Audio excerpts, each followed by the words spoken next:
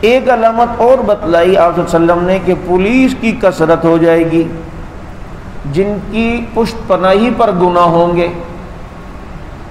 تو یہ بھی تبصرہ کرنے کی ضرورت تو نہیں ہے، پولیس کی کثرت دیکھیں کتنی ہے، اور ہر سال ایک نئی فورس بنتی ہے۔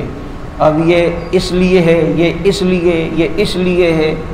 اب جناب اور پھر ان کی پشت پناہی پر جس طریقے کے معاملات ہو رہے ہیں تو آپ دیکھ لیں کہ کتنا ہو رہا ہے۔ ابھی یہ کرونا کے آڑ میں ہی دیکھ لو حضرات کی کتنی کمائی ہوئی ہے۔ ڈاکٹروں کو اتنی فکر نہیں ہے کرونا کے مریضوں کو جتنی پولیس والوں کو فکر ہے، ہمارے بھائیوں کو، کہ یہ باہر نہ نکلیں۔ اور کبھی کیا کرتے ہیں، کبھی ان کو مرغا بنا لیا، کبھی یہ کر لیا، اور جب کسی نے جیب گرم کر لی تو جائیں جی آپ بالکل ٹھیک ہیں۔